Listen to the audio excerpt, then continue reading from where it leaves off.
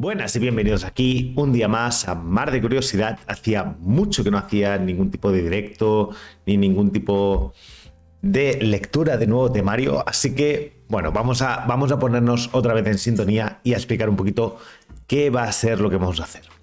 El año pasado, como recordaréis los que estáis viendo este vídeo, y si lo estáis viendo en YouTube o si sois nuevos en el canal os lo explico, ¿de acuerdo? Hice una lectura de los 71 temas de tecnología para las oposiciones que se hicieron el año pasado en prácticamente toda España, en el proceso de estabilización. Este año toca una segunda lectura. Este año vamos a volver a reeditar un poquito los vídeos que ya se habían hecho anteriormente. Así que bueno, antes de empezar y saludando aquí a la gente que viene, bienvenido Manus600, ¿cuánto tiempo? Vale. ¿Cómo vamos a hacerlo? Vamos a hacerlo como se hizo el año anterior, ¿de acuerdo? Nos pondremos, leeremos el temario, ¿de acuerdo? Iremos comentando sobre los puntos que nos vayan pareciendo importantes y obviamente el objetivo es llegar al final de la lectura, terminar el tema, hacer un par de comentarios, un par de conclusiones y cerramos el directo. A lo mejor después hacemos algo, pero esa sería un poquito la cuestión. Así que nada, chicos, vamos a ponernos en sintonía y empezamos. Bueno, bienvenidos. Tema 1. Qué bueno empezar los temarios. Llegaremos al tema 71, ya veremos.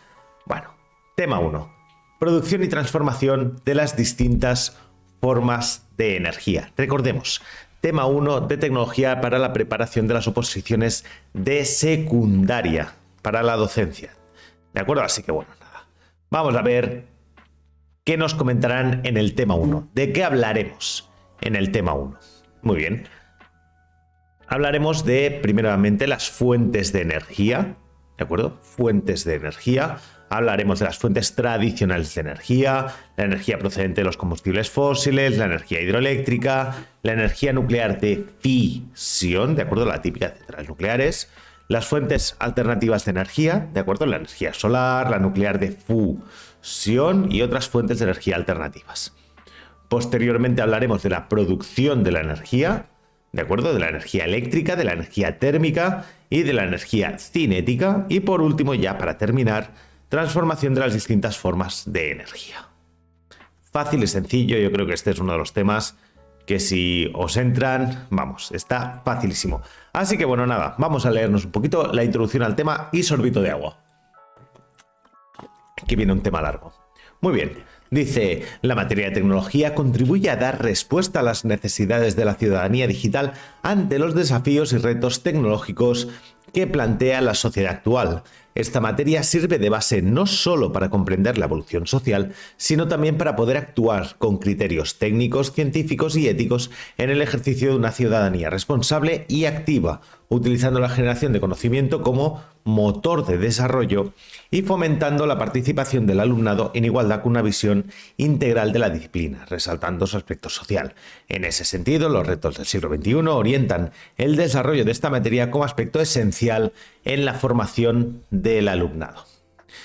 La tecnología es el conjunto de conocimientos y procedimientos prácticos de muchas disciplinas unidos con un fin común. Recordemos que tecnología al final no deja de ser el conocimiento de la técnica, ¿de acuerdo? Muy bien, que es dar respuesta a los problemas del ser humano a lo largo del tiempo, acompañado a la búsqueda de soluciones para satisfacer las necesidades de las personas. El descubrimiento y producción de los diferentes tipos de energía ha sido una de las bases más importantes en el desarrollo de la tecnología y las sociedades. Hemos aprendido a utilizar una gran variedad de formas de energía y a ello debemos nuestra prosperidad, crecimiento y evolución tecnológica y social. Pero el éxito de la humanidad en el aprovechamiento energético genera a su vez una variada gama de graves problemas, entre los que destacan la dependencia de formas de energía no renovables, ya hablaremos de qué significa una forma de energía no renovable, o de muy lenta renovación, es decir, que básicamente se renovarían de una forma más lenta de la que lo consumimos, eso sería grave.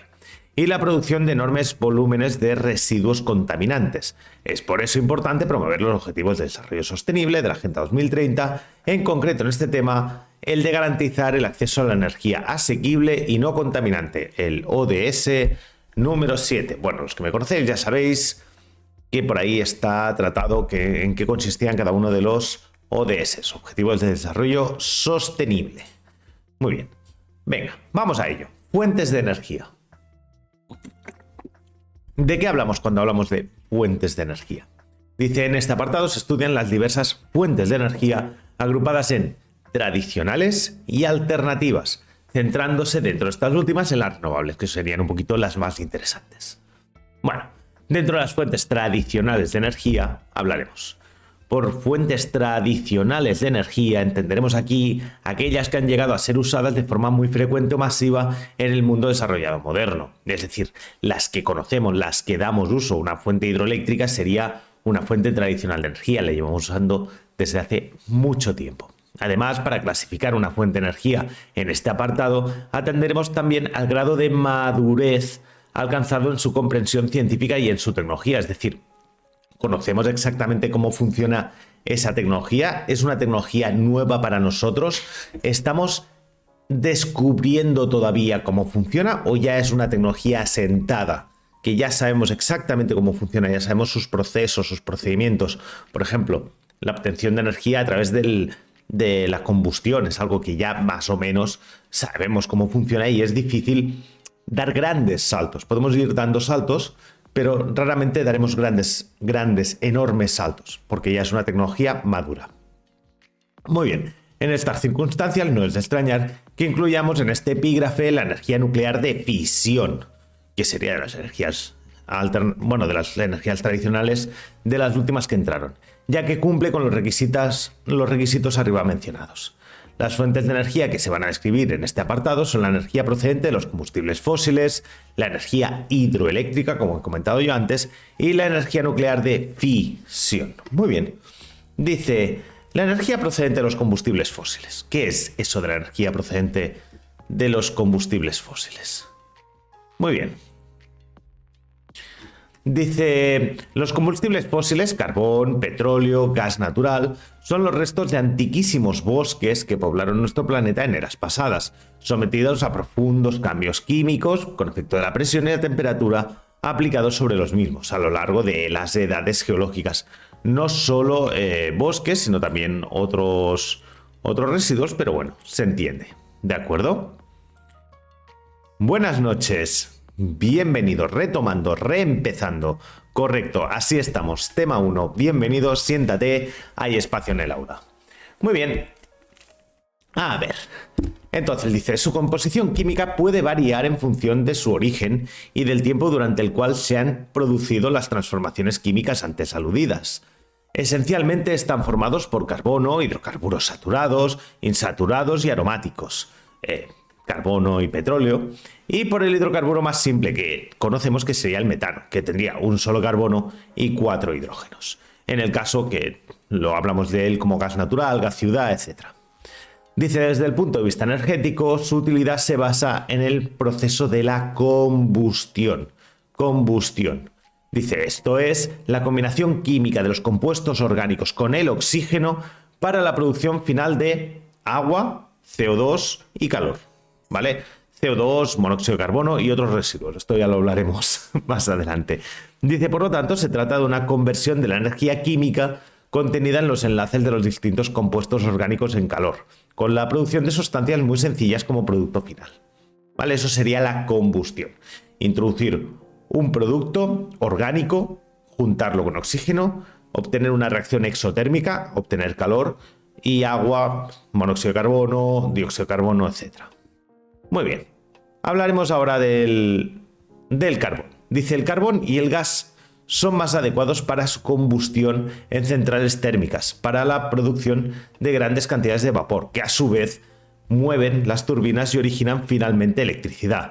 Nos centraremos más veces con esta transformación previa de las distintas energías, primero en calor y luego en electricidad, que es la forma más cómoda de transportarla y suministrarla. Pero esta ventaja tiene un precio, y es que los rendimientos de la transformación de los diversos tipos de energía en calor y luego en electricidad no son ni mucho menos del 100%, es más, son muy bajos. Transformar una cantidad de energía en calor tiene unas pérdidas, y ese calor, transformarlo en movimiento, tiene muchísimas pérdidas. Vale, entonces el rendimiento no se acerca ni por asomo al 100%. Con lo que la eficiencia teórica de las fuentes de energía es siempre mayor que la obtenida en la práctica. Parte de ese problema es técnico, es decir, que se pueden idear sistemas que mejoren los rendimientos de las transformaciones energéticas, por ejemplo, reaprovechando los gases de escape. Eso sería una función de aumentar los rendimientos. Usar el calor perdido en la refrigeración de los motores o de los elementos que estamos en los que estamos haciendo la transformación energética para, por ejemplo, calentar una ciudad. Eso se usa en países nórdicos, sale el calor de las centrales térmicas y ese calor se distribuye a las casas para calentar las casas, con lo que ya no es una pérdida, estamos aprovechando esa energía de otra manera. Bueno, dice, es decir, que se pueden idear sistemas que mejoren los rendimientos de las transformaciones energéticas, pero también existen límites fundamentales procedentes de las leyes básicas de la termodinámica, y aquí ya veréis, se respetan esas leyes. Muy bien, dice, el carbón es una roca sedimentaria de la que existen diversos típicos. Aunque todos provienen de restos vegetales de eras geológicas pasadas, ha sido utilizado como combustible para industrias, transportadores, calefacción y fue el combustible utilizado en las máquinas de vapor. Hoy en día está un poquito en desuso en algunos de los usos anteriores, pero el carbón se sigue usando a día de hoy en cantidades grandes, muy grandes. Dice, los tipos de carbón que podemos identificar son 4: turbalignito, hulla y antracita, ¿vale? Dependiendo del nivel de pureza de ese carbón. Dice, la menor o mayor calidad de los carbones se mide por su menor o mayor contenido en carbono. Cuanto más carbono tengamos en ese carbón, de mejor calidad es. En el caso extremo tendríamos el diamante, que no deja de ser carbono totalmente reticulado puro. Muy bien. Por ejemplo, los lignitos, que contienen concentraciones apreciables de azufre y nitrógeno, son de inferior calidad. En la combustión de este tipo de carbones de menor calidad se producen y en abundancias óxidos de azufre y nitrógeno. Puntualización. Los óxidos de nitrógeno no solo se obtendrían de lo que sería el nitrógeno que contiene el producto, también se contendría... Espérate, ¿cómo se elimina esta persona?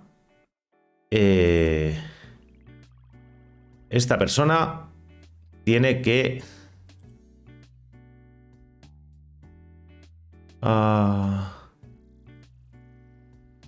Vale, ya está. Muy bien, restringido el colega. Vale, ok. Que el contacto con la humedad atmosférica produce gotitas de agua en suspensión con una concentración muy elevada de ácido sulfúrico y nítrico, ¿de acuerdo? Que forman la temida lluvia ácida. Estos problemas han hecho que esta fuente tradicional de energía sea menos atractiva recientemente y que se tienda, al menos en su uso doméstico para calefacciones, a su sustitución por otros potencialmente menos contaminantes, como el gas natural o el fuel oil. Muy bien. Dicho esto, dice, el carbón sigue siendo una fuente muy importante de productos orgánicos de múltiples usos en la industria, bien extraídos directamente del mismo, bien mediante técnicas de hidrogenización catalítica, destilación seca o pirólisis, ¿de acuerdo? Para obtener otros combustibles de ese carbón. Por eso se ha insistido muchas veces que, dentro de lo posible, no se usen materias primas irreemplazables a corto plazo para su simple combustión. Es decir, teniendo en cuenta los usos que podemos hacer de estos productos, si podemos evitarlo, guardémoslos, ¿de acuerdo? Intentemos no gastarlos, guardémoslos y ya aprovecharemos otros recursos que se rehacen más rápidamente. Muy bien. Gas natural. Dice, el gas natural se compone de una mezcla de hidrocarburos. Tal y como se encuentra en la naturaleza, está formado básicamente por metano. Como mínimo tiene que estar formado por un 70% de metano, ¿de acuerdo? Junto con otros gases como el etano, el propano, el butano, en proporciones variables. Muy bien. Dicho lo cual, dice, el gas natural existe en bolsas asociadas frecuentemente a yacimientos petrolíferos. El gas extraído de estas perforaciones ha de ser transportado mediante gaseoductos hasta enormes tanques donde se mantiene licuado bajo presión y, a poder ser también en bajas temperaturas, para aumentar la capacidad de almacenamiento de los mismos. Recordad que un litro de un líquido gas natural tendría 1000 veces más producto que 1 litro en forma de gas. Muy bien. Desde ellos se distribuye esencialmente a 2 destinos: centrales térmicas y consumo doméstico para calefacción y cocina. Muy bien, dice, uno de los principales atractivos de esta fuente de energía es que es relativamente limpia, a ser los productos de la combustión, agua y CO2. Recordad que el óxido de nitrógeno también puede ser fruto de la combustión si hay un exceso de oxígeno en la combustión, ¿vale? Nunca vamos a tener una combustión limpia si no controlamos las cantidades de oxígeno que introducimos en la combustión. Y dice casi exclusivamente aquí. Muy bien. Por otra parte, el manejo, almacenamiento y transporte de gas altamente inflamable no deja de tener sus riesgos, aparte de la inversión en infraestructura que supone la red necesaria para su transporte y distribución a los usuarios. Bueno, el petróleo. Dice, el petróleo está compuesto por una compleja mezcla de hidrocarburos de muy diversos pesos moleculares, desde las fracciones más ligeras, que serían las más caras, serían las mejores, de acuerdo, que darán lugar a querosenos, gasolinas, hasta las más densas, como los aceites pesados, etc. Dependiendo del yacimiento que de procedencia, este también puede contener pequeñas cantidades de azufre, oxígeno, nitrógeno, ¿de acuerdo? Desde el punto de vista energético, los procesos más importantes a los que se somete esta materia prima son la destilación fraccionada, el cracking y el reforming. Muy bien. Dice, esencialmente consisten en ir separando los distintos componentes de la mezcla de hidrocarburos en fracciones más simples, ¿de acuerdo? Eso sería un poquito lo que iríamos haciendo en esos procesos. Muy bien. De composición más homogénea, aprovechando los distintos puntos de ebullición de aquellos. Los procesos de cracking y reforming llevan aún más lejos el proceso anterior, al permitir la rotura selectiva de algunas fracciones destiladas del petróleo y su posterior ensamblaje para crear compuestos adaptados a necesidades específicas. Es decir, cogeríamos un conjunto de hidrocarburos y lo transformaríamos justo en el que necesitamos. Muy bien. Dice, mediante estos procesos se obtiene todo el espectro de combustibles para automoción: queroseno para la aviación, gasolinas para automoción general, gasoil, por ejemplo, para camiones, etc. También de esta forma se fabrican los distintos productos energéticos destinados a calefacción, centrales térmicas o usos domésticos. Esta fuente de energía conlleva complejos problemas de abastecimiento, políticos y medioambientales. Fijaos, ahora mismo estamos en esto en enero de 2024 y hace poco ha habido un secuestro de uno de los barcos que llevaba combustible por el Mar Rojo. Bueno, estas cosas hay que tenerlas en cuenta si queremos consumir este tipo de productos. Dice, quizás los más conocidos sean las catástrofes ecológicas producidas por las mareas negras, vertido incontrolado de crudo frente a las costas, como el caso del Exxon Valdez, como el caso del Prestige, y el efecto invernadero provocado por buena medida por el consumo creciente de derivados del petróleo como combustibles y por la deforestación del planeta. Dice, según el informe El Libro de la Energía en España 2018, el MITECO 2020, el uso del petróleo para transporte rodado de personas alcanzará su punto máximo a mediados de la década del 2020, mientras que la industria petroquímica, el transporte rodado de mercancías, el transporte aéreo y el transporte marítimo mantendrán la demanda total de petróleo en una tendencia ascendente. Es decir, mientras seguimos demandando cada mes más producto, la producción se estancará. Por lo tanto, tendremos que alimentar esa demanda con otros productos. Muy bien, venga, va, seguimos. Energía hidroeléctrica. Dice, otra fuente tradicional de energía es de origen hidráulico, utilizada desde la antigüedad. Actualmente consiste en aprovechar la energía potencial gravitatoria, ¿de acuerdo? La energía potencial gravitatoria almacenada en el agua represada o cinética de los rápidos de los ríos para la producción de electricidad. Es decir, convertiríamos energía potencial en energía cinética y esa energía cinética en energía mecánica para nuestras máquinas. Y después, posteriormente, energía eléctrica o lo que sea. Dice, originariamente la energía potencial gravitatoria almacenada por una cierta cantidad de agua se transformaba en energía cinética de esta misma cantidad de líquido, que servía para mover ruedas de paletas asociadas a molinos de harina, piedra o papel, para hacer papel, por ejemplo.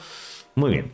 Ya desde la antigüedad se adquirió una gran destreza en el aprovechamiento de estos saltos de agua para la producción de trabajo mecánico, desarrollándose a estos efectos toda una tecnología de ruedas de paletas y mecanismos para la transmisión del movimiento, así como la conversión de uno circular en uno lineal o viceversa, es decir, coger un movimiento circular y transformarlo en un movimiento lineal o el contrario. Muy bien. En la actualidad, las innovaciones técnicas han hecho que no tengamos que depender de los desniveles naturales que presentan los cursos fluviales. Es posible, mediante importantes obras de ingeniería, represar grandes masas de agua con un desnivel importante entre estas y las del cauce del río, con lo que la energía potencial gravitatoria almacenada puede ser muy importante. Muy bien. Esto lo podemos calcular pues usando el efecto siguiente. Dice, para calcular la energía potencial almacenada en un pantano de forma paralelepípeda de dimensiones de 500 metros de largo, 100 metros de ancho, con una altura máxima de cauce de río de 50 metros, podemos aplicar el cálculo diferencial y sumar todas las contribuciones de energía potencial procedentes de las finas láminas de agua, desde las que están a 0 metros hasta las que estarían a 50 metros, ¿no? Entonces él dice, la energía potencial total del sistema sería igual a la integral en altura máxima, ¿vale? De 0 a la altura máxima del diferencial de la energía potencial, ¿no? Entonces tendríamos la integral de la altura máxima de la gravedad por la altura diferencial de la masa. Bueno, entonces tendríamos la integral de altura máxima, gravedad por la altura, por la densidad, por delta de velocidad. Y bueno, tendríamos ya una última integral máxima, ¿vale? Donde sacaríamos la posición 1, posición 2, delta de altura, y por último sacaríamos ρ por g por v, altura al cuadrado máxima partido por 2. Vale, esta sería la fórmula que usaríamos para saber la energía potencial contenida en una presa hidroeléctrica. Dice, sustituyendo los valores en la expresión anterior, obtenemos que la energía potencial almacenada es del orden de los 1013 julios, suficiente para cubrir las necesidades de una ciudad pequeña durante un mes. Esto está mal, ¿vale? Esto está mal, esto habría que recalcularlo, ¿vale? Aquí hay un pequeño error en el cálculo, pero bueno, no pasa nada. Os lo dejo como trabajo a casa. 1013 julios es muy poquito, ¿vale? Para que os hagáis una idea. Muy bien, dice también en este caso se aplica lo dicho para los combustibles fósiles, de lo concerniente al rendimiento de las transformaciones energéticas. No toda esta energía potencial que calculamos hace un momento es aprovechable para la producción de trabajo útil. Habrá energía potencial que no podremos usar para nada, ¿vale? ¿De acuerdo? O tendremos pérdidas, tendremos fugas, tendremos rozamientos, etcétera. Muy bien. Dice, el avance decisivo que explica el desarrollo de esta forma de energía es la conversión de la energía cinética del agua al pasar de mayor a menor altura en energía eléctrica. Este es el gran avance de la hidroeléctrica, este es el gran punto de inflexión con la energía hidráulica. ¿Por qué? Porque antes solo podíamos poner industrias al lado del río. No podíamos transmitir esa fuerza a grandes distancias. Sin embargo, con la energía hidroeléctrica eso sí que lo podemos hacer. Muy bien, mediante turbinas situadas en la misma central hidroeléctrica. Dado que la electricidad es una forma de energía muy versátil y fácil de transportar a grandes distancias, la energía se puede producir en lugares muy alejados de los centros de consumo y por lo tanto se evita supeditar las actividades industriales o la creación de otras nuevas que existan en sus proximidades en un curso importante de agua, donde extraer energía abundante. Es decir, ya no tenemos que poner la central de producción de energía justo al lado de nuestra central de consumo. Podemos poner la producción donde nosotros podemos y la de consumo donde nosotros necesitemos. Muy bien. Sin embargo, esta última fue la situación durante largos periodos de la historia. Por eso la mayoría de ciudades están al lado de ríos, por eso la mayoría de industrias estaban originalmente al lado de ríos. Dice, el aprovechamiento de esta forma de energía es especialmente interesante para aquellos países que cuentan con importantes recursos hidráulicos, bien por la cantidad o bien por el caudal de sus ríos. La energía de origen hidroeléctrico no supone, al menos en teoría, un consumo importante de materias primas, pues el agua que genera esta energía se recicla constantemente en la naturaleza en un ciclo cerrado en el que nada de ella se pierde, es decir, ese agua que estamos gastando aguas abajo se volverá a evaporar y volverá a llover en teoría o volverá a nevar en las cumbres montañosas para volver a bajar por la corriente hasta la presa. Por lo tanto, sería una fuente de energía renovable. ¿De acuerdo? Muy bien. será responsabilidad de todos los poderes públicos, en primer lugar, intentar garantizar la calidad de esta agua, preservándola de la contaminación, puesto que no solo es un recurso valioso energéticamente hablando, sino un elemento esencial para la actividad y las vidas humanas. Es decir, después de usar esta energía, este líquido, para producir energía, después podemos usarla, que os digo yo, podemos usarla para lo que necesitemos. Entonces, tenemos que irla cuidando. Venga, volvemos. Muy bien. A ver, un segundo. Vale. Bien, dice, además de estos aspectos positivos, la construcción de centrales hidroeléctricas posee otro que será necesario tener en cuenta. Contribuyen de forma natural a la regulación de cauces que en otras circunstancias podrían ser muy irregulares y actúan como reservas de aguas que pueden redistribuir según las necesidades o en épocas de sequía. Una presa hidráulica que esté a medio llenar nos servirá para recoger ese agua en caso de que tengamos una lluvia muy potente, nos ayudará a controlar el cauce del río. También lo contrario, si tenemos bajadas de las precipitaciones, podemos usar ese agua almacenada para lanzarla curso abajo y mantener irrigado todo el sistema aguas abajo. Es bastante útil. Dice, a pesar de estos aspectos positivos, no debemos olvidar que, como en otras fuentes de energía, también implica costos que es necesario conocer y asumir. Y no solo por la gran inversión que supone la obra civil de un embalse, sino porque esta misma obra modifica radicalmente el entorno local. Por ejemplo, puede inundar poblaciones cercanas, puede cambiar el curso del río, puede cambiar la situación geográfica de la zona, ¿de acuerdo? Sino porque esta misma obra modifica radicalmente el entorno local, cambia sus condiciones naturales y supone para los habitantes de las cercanías un cambio de vida que puede llegar a ser importante. Muy bien, venga, va. Vamos a la energía nuclear de fisión. Recordad, energía nuclear de fisión, división de átomos, ¿vale? Muy bien, dice, en 1896 el científico francés H. Becquerel descubrió casualmente que las sales de uranio eran capaces de velar en la oscuridad una placa fotográfica, ¿vale? Os explico la anécdota. Este hombre quería descubrir el tema de la radiación y pensaban que las piedras de uranio eran radiactivas, pero una vez se sometían a la radiación solar. Es decir, que eran... No me sale ahora la palabra, pero bueno, que una vez expuestas al sol, después emitían radiación, eran fluorescentes. Muy bien, ¿qué pasa? Un día hizo mal tiempo y básicamente dejó las sales de uranio sobre las placas fotográficas que iba a usar para velar posteriormente. ¿Cuál fue su sorpresa? Que cuando se olvidó del caso de las piedras, y cuando volvió al cabo de unos días se encontró que esa placa fotográfica se había velado sola, con la forma de la piedra, cosa que no podía ser. Una piedra que emitía energía, y eso era imposible. ¿Cómo una piedra va a emitir energía? No puede ser, ¿no? Contravenía todo, es decir, era imposible obtener energía de la nada, y básicamente esa piedra mágica entregaba energía de la nada, y eso fue un tema que hizo cambiar la concepción de cómo entendíamos hasta ese momento la energía. Dice, posteriores investigaciones le permitieron comprobar que esta radiación misteriosa era muy penetrante y energética. Se había descubierto el fenómeno de la radioactividad natural.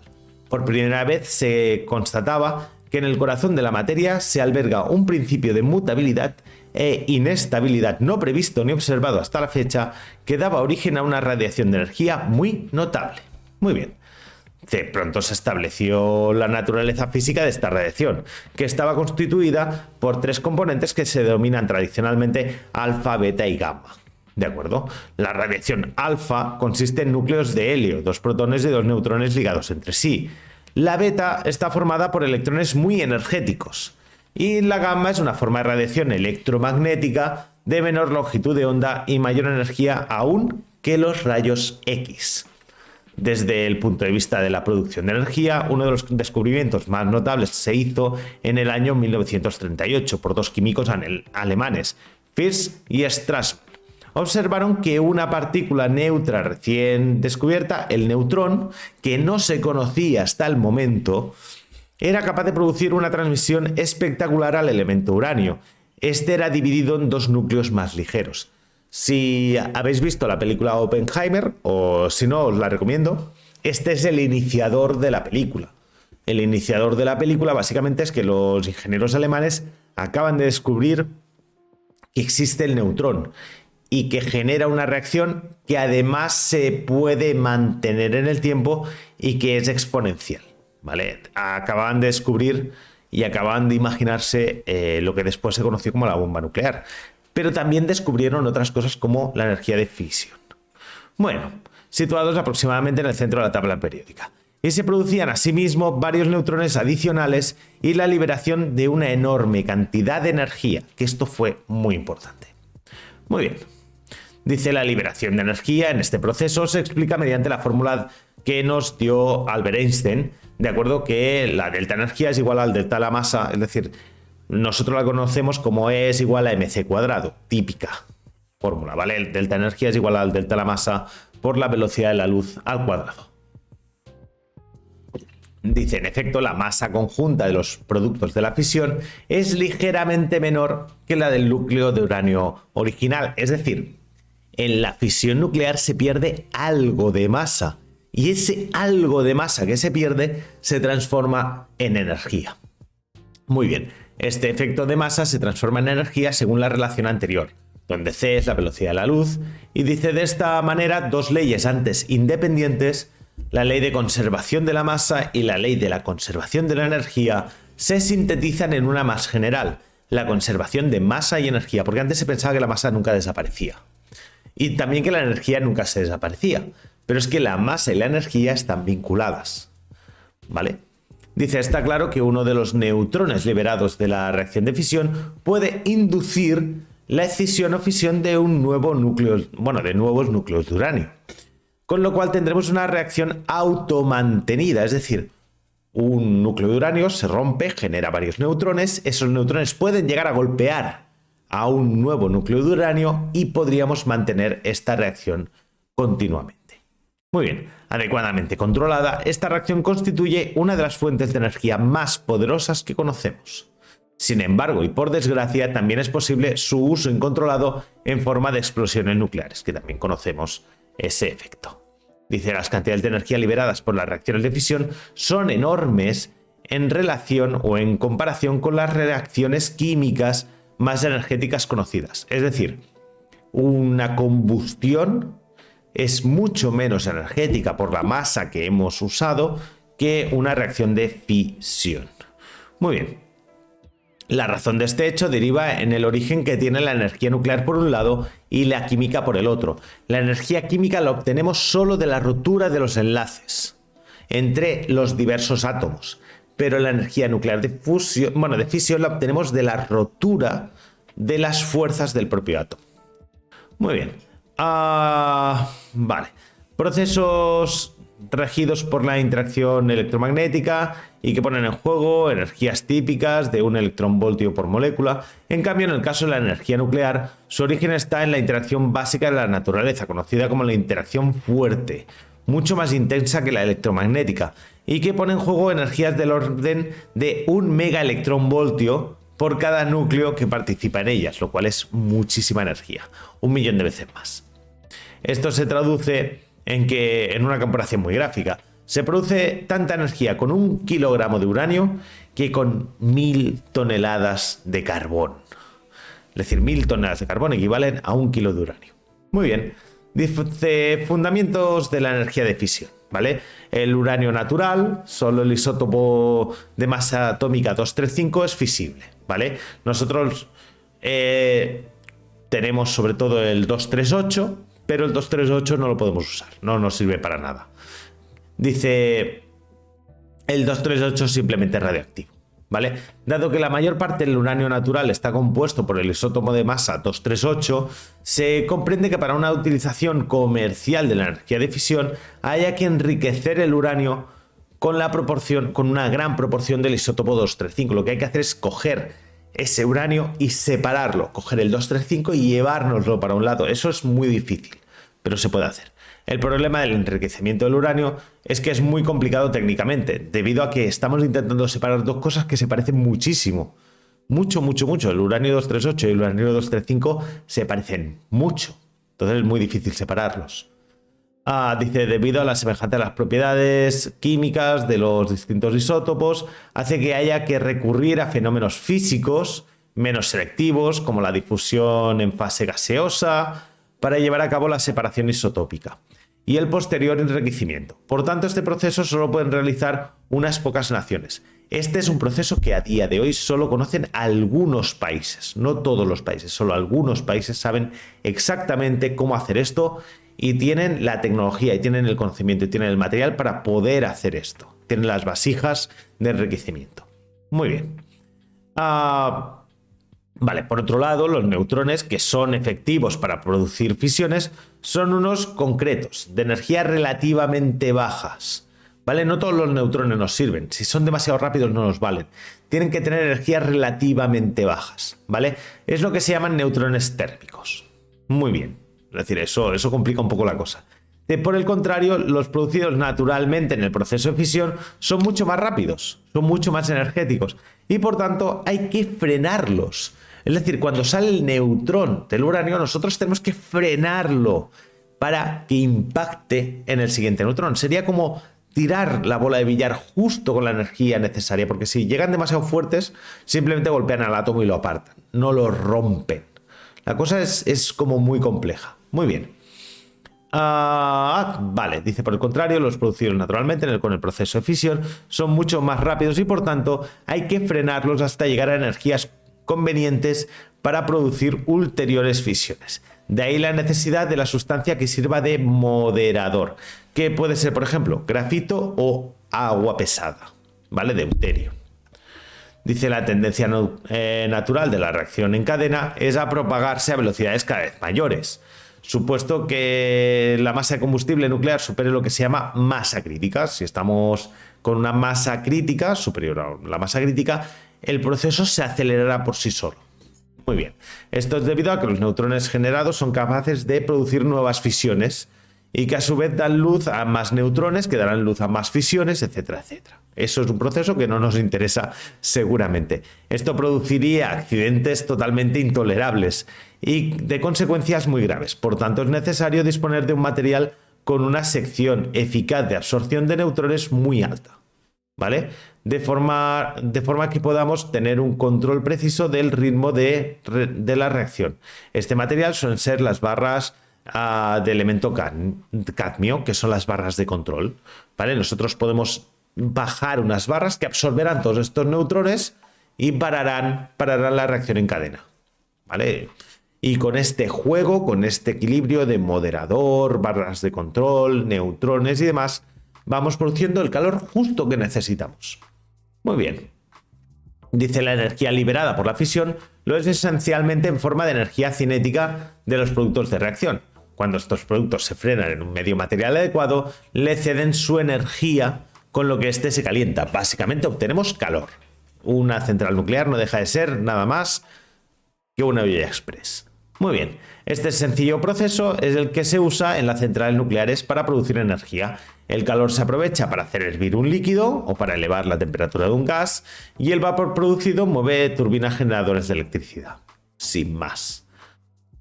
El circuito en contacto con los productos radiactivos nunca entra en contacto con el mundo exterior, sería un circuito cerrado y sí que tendríamos otros circuitos de segunda o tercera etapa que sí que nos servirían para mover la turbina y después otro para refrigerar este. Y los intercambios energéticos se realizan mediante intercambiadores cuyos circuitos son completamente independientes. Como para todas las materias primas, las reservas de uranio son limitadas. Y no solo limitadas, son muy limitadas. Y surge la cuestión de cuánto pueden durar y si nos aseguran un suministro regular de energía o por el contrario estamos ante una solución a un problema energético solo a corto plazo. Esta pregunta es tanto más pertinente cuanto solo una pequeña fracción del uranio natural es apta para el combustible. Conocemos otros combustibles mucho más abundantes que también nos sirven para el proceso, ¿de acuerdo? Dice, existe una solución técnica a este problema. Son los reactores de neutrones rápidos, que nos permiten reaprovechar, por ejemplo, lo que nosotros entenderíamos como residuos nucleares, ¿vale? Fast Breeder Reactor, en la terminología anglosajona. En ellos se rodea un núcleo de un reactor convencional con un manto de uranio natural sin enriquecer. Los neutrones emitidos durante la reacción son capaces de transmutar el uranio 238 en plutonio 239, ¿de acuerdo? Que sí que es fisible. Este sí que lo podríamos utilizar. Y por tanto, en términos absolutos, se produce más material fisible del que se consume, lo cual pues tiene su gracia. Es decir, estaríamos obteniendo más material fisible para después poder continuar. Por tanto, vale, ok. Este elemento podría ser luego usado en reactores comerciales o estos otros de los que estamos hablando. Sin embargo, la extrema peligrosidad del plutonio, venenosísimo y cancerígeno en muy pequeñas cantidades, y su posible derivación hacia la producción de ingenios militares hacen que esta solución no sea tan prometedora. Muy bien. Dice, los aspectos de seguridad en este tipo de instalaciones son vitales. Una parte importante de la inversión en una central nuclear se la lleva a garantizar, en la medida de lo posible, que no existen fugas radioactivas, que la central se asiente en un terreno geológicamente estable. No nos valdría que estuviera encima de una zona que puedan haber terremotos, ¿de acuerdo? Vale, que esté capacitada para resistir un impacto brusco debido a un accidente de origen humano, que sus instalaciones sean seguras para el personal que trabaja en ellas y para la población en general, y que sean dispuestos los medios necesarios para evitar la fisión de su núcleo en caso de que la reacción se vaya de control, perdamos el control del reactor. El principal problema pendiente en la energía nuclear de fisión es la gestión de los residuos. Ese es el gran problema que tenemos con la energía nuclear de fisión.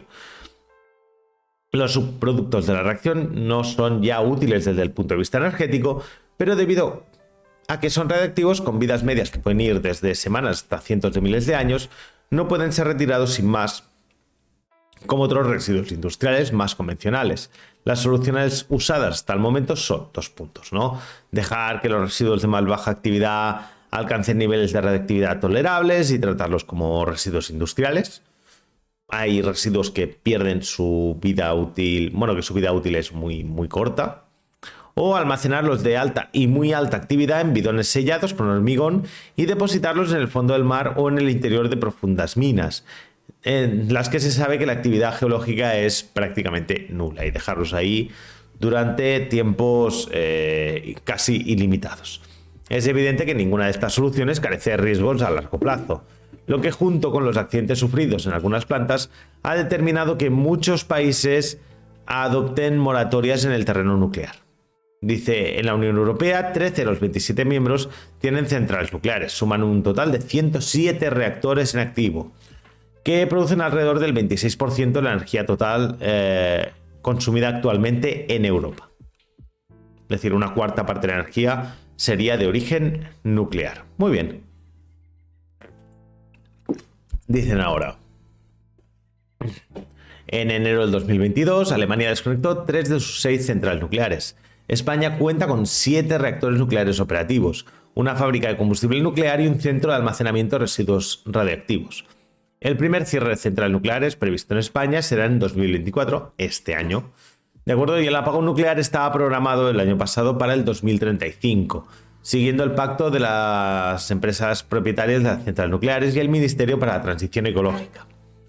Todo ello es consecuencia de la Ley 16 del 2017, de 1 de agosto, de cambio climático, donde una de las finalidades es contribuir a la transición hacia una sociedad en la que el consumo de combustibles fósiles tiende a ser nulo, con un sistema energético descentralizado y con energías 100% renovables, fundamentalmente de proximidad, con el objetivo de conseguir un modelo económico y energético no dependiente de los combustibles fósiles ni nucleares en el año 2050. Estos eran los planes del año pasado. Han habido algunas variaciones, ¿de acuerdo? La guerra en Ucrania y otras cosas han provocado variaciones.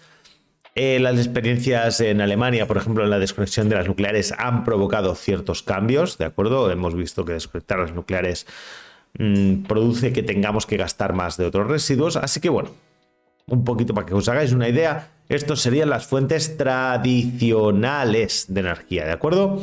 Vamos a las no tradicionales, vamos a las fuentes alternativas de energía. Muy bien, dice, las fuentes alternativas de energía son aquellas que, al ser explotadas, no degradan el medio ambiente o al menos no al mismo nivel que las fuentes de energía convencionales. Estas fuentes de energía se basan en la utilización de recursos naturales, y pongo entre comillas, inagotables. El paquete Energía Limpia para todos los europeos, que fue lanzado por la Comisión Europea en el año 2016, persigue 3 objetivos principales: anteponer la eficiencia energética, lograr el liderazgo mundial en materia de energías renovables y ofrecer un trato justo a los consumidores.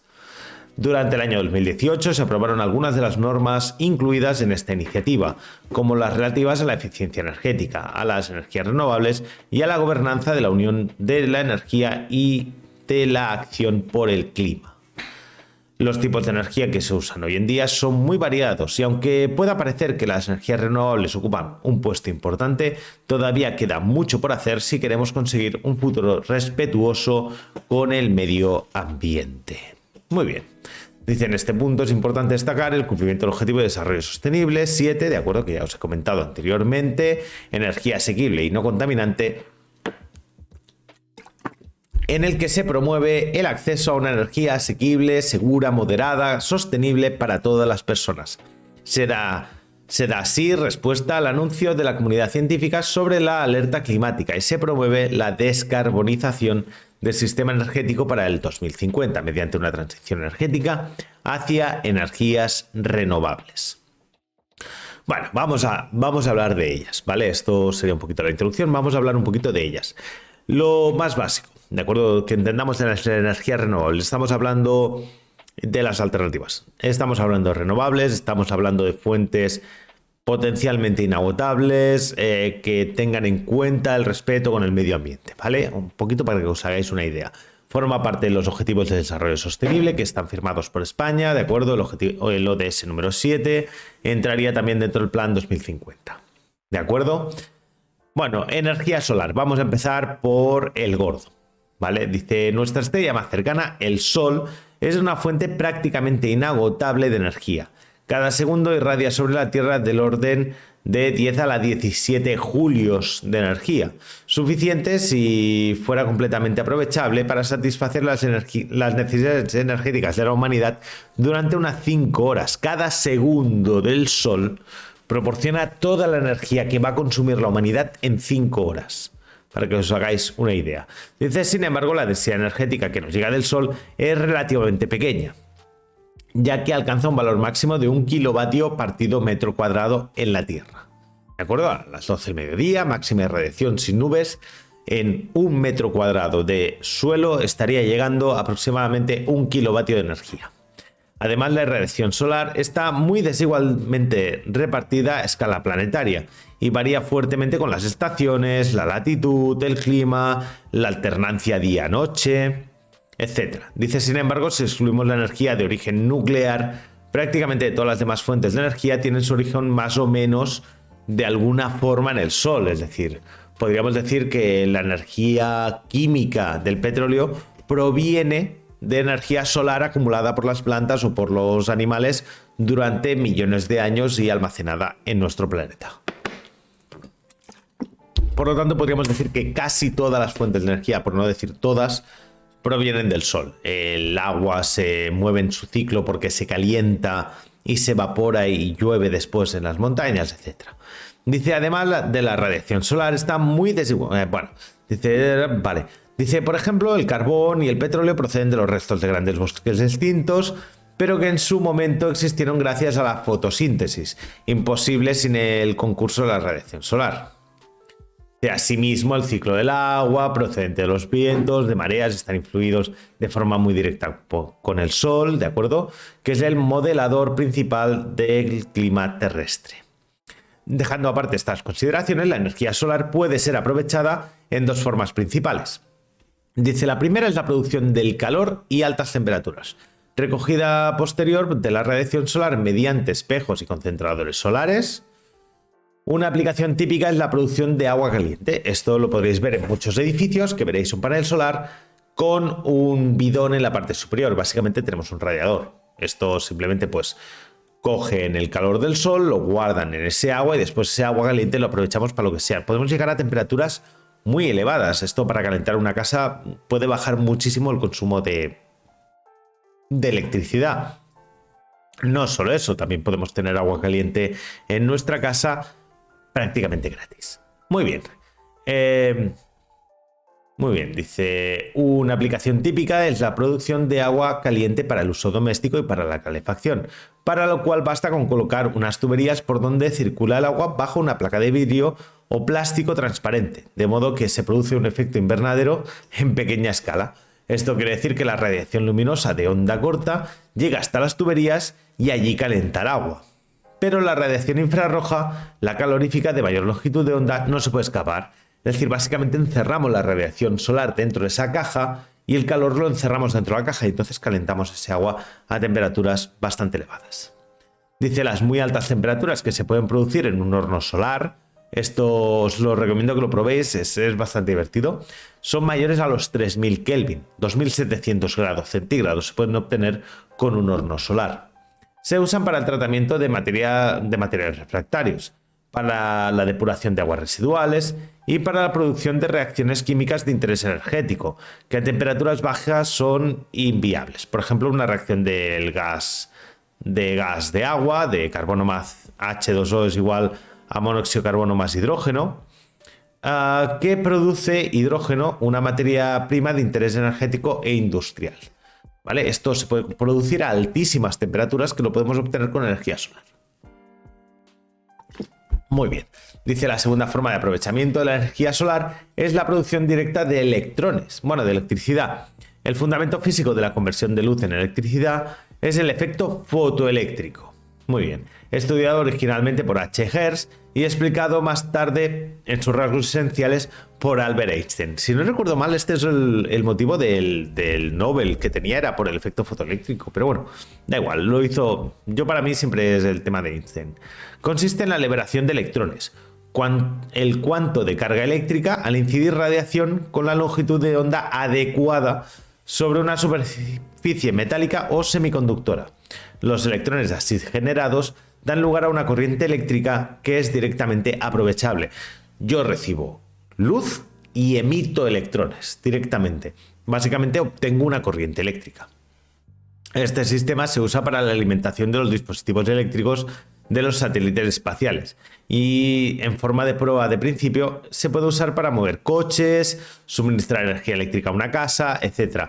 Hoy en día hay grandes huertos solares repartidos por ejemplo, por España, que producen electricidad. ¿De acuerdo? Es decir, es una tecnología que usamos a día de hoy a pequeña, mediana y gran escala. A pequeña escala serían las calculadoras estas que tienen un par o tres de plaquitas solares, pequeñitas, que se cargan así, o relojes que tienen una plaquita solar, o algún dispositivo.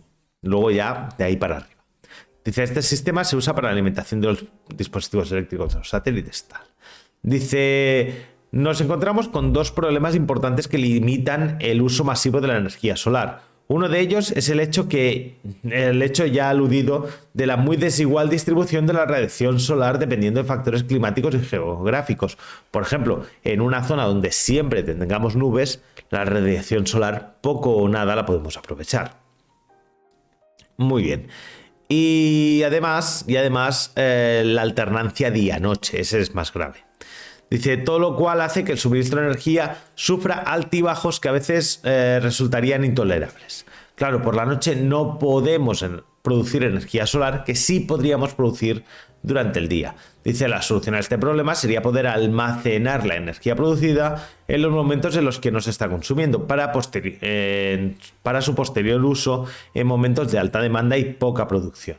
Por desgracia, el almacenamiento duradero de la energía eléctrica no directamente consumida mediante baterías o acumuladores no está resuelto. Hoy en día, guardar energía en baterías es muy poco rentable. Tiene un coste energético muy alto, es muy caro, es muy difícil. Y por no hablar de otros sistemas. Dice, el otro problema es la eficiencia de la conversión energética luminosa a energía eléctrica. ¿De acuerdo? Dice, las mejores células actuales de silicio semiconductor alcanzan unos rendimientos máximos del 20%. Ya hay del 30 y algo. Además, China bajó los precios ahora hace poco. Es decir, estos números están un poquito desactualizados, pero bueno, podéis ver placas solares de 250 o de 300 vatios el metro cuadrado. Podéis encontraros algunas en el mercado ya, o sea que estaríamos hablando del 30%.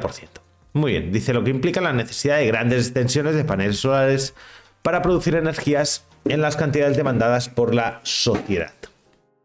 Dice, a pesar de estos inconvenientes, la investigación en esta fuente de energía continúa de forma activa, ya que desde el punto de vista de las materias primas, como de su impacto medioambiental, es probablemente la más atractiva, es la más interesante. Muy bien. Venga, vamos al último, ¿vale? Esto sigue siendo la energía que llegará en unos pocos años. Llevo muchos años diciéndolo, pero ya en breve llega. Energía nuclear de fusión, Recordad, aquí en Europa tenemos el ITER, en China estaba el reactor solar, el Sol, no me acuerdo cómo se llamaba. Pero bueno, hay los tokamaks, hay los tipos solar, hay varios, ¿vale? Hay varios modelos, varios ingenios que están produciéndose hoy en día. Hay reacciones que se han durado durante más de 30 segundos. Se está trabajando mucho en ello y se están dando soluciones técnicas a los problemas que hay, que son muchos, muy variados. Si no recuerdo mal, ya se consiguió que fuera energéticamente sostenible, pero no es de momento económicamente sostenible. Así que bueno, de momento esta no la podemos usar, pero quién sabe si en el futuro podemos darle uso. Dice, el proceso de fusión nuclear consiste en la unión de isótopos de hidrógeno, deuterio y tritio, para dar lugar a helio, un neutrón y energía. Esta es la reacción de fusión que se investiga actualmente como fuente alternativa de energía, pero no es la única posible. También se pueden producir reacciones de fusión usando deuterio puro e incluso hidrógeno, pero son mucho más difíciles de conseguir, al menos con la tecnología actual. Mediante este tipo de reactores nucleares de reacciones nucleares se produce la energía en el Sol y el resto de estrellas.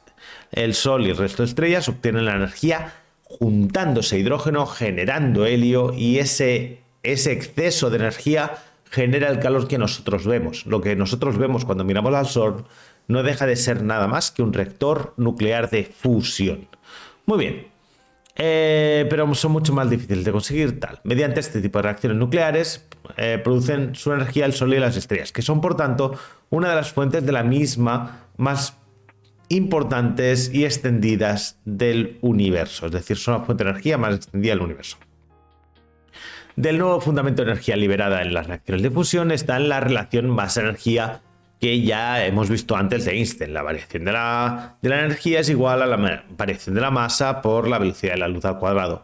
En núcleos muy pequeños, cuando juntamos varios núcleos, perdemos parte de la masa. Esa masa que está desapareciendo, desintegrándose, se estaría transformando en energía. Muy bien. En efecto, la masa de los productos de la reacción es ligeramente menor que la masa de los núcleos iniciales, y dicha diferencia se libera en forma de energía cinética de los productos. Muy bien, dice así, por ejemplo, en la reacción deuterio más tritio, 4 helio 2, ¿vale? Más un